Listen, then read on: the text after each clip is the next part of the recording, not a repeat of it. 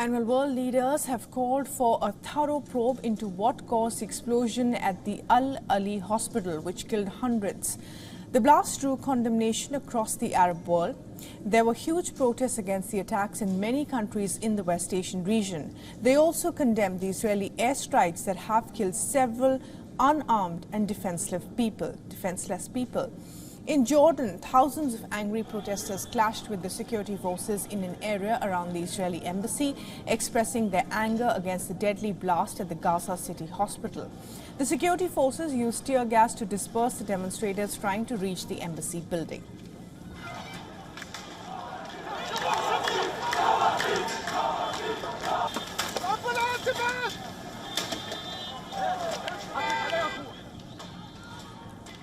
In Lebanon, over 100 protesters gathered near the U.S. embassy in Akwar, carrying Palestinian flags to show their solidarity with the victims of the attack.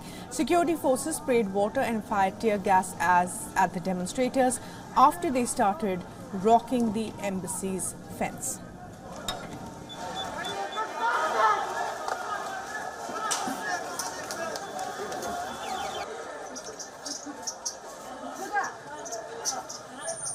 We're here to let the Arab people wake up, free Palestine, fuck Israel.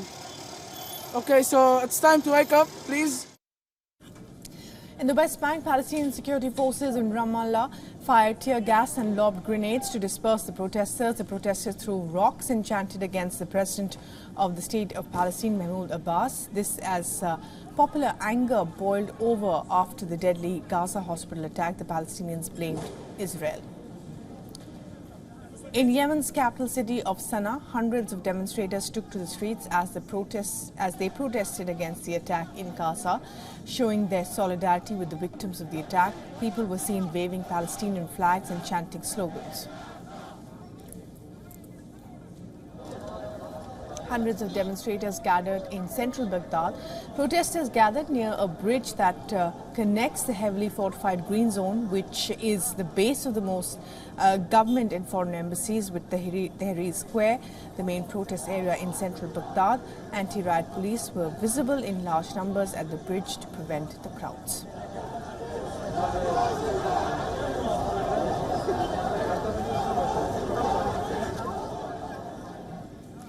Thousands of demonstrators also protested in front of the Parliament building in Morocco to show solidarity with the Palestinian people after the deadly strike.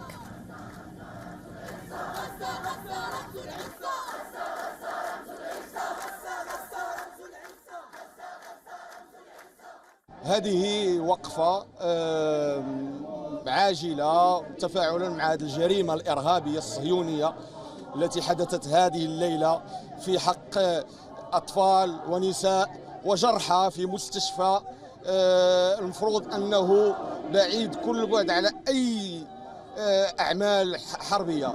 هذه الجريمة يتحمل مسؤوليتها أولا الكيان الصهيوني المجرم، وهو دليل على أنه ليس بدولة وإنما هو عصابة إجرامية وإلى زوال تتحمل مسؤوليتها أمريكا والدول الغربية التي تغطي على هذه الجرائم.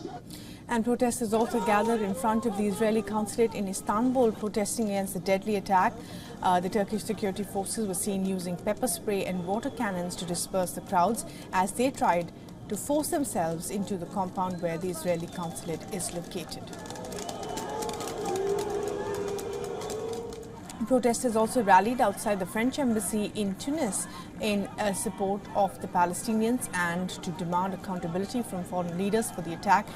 Waving Palestinian flags, demonstrators demanded the expulsion of the French and US ambassadors.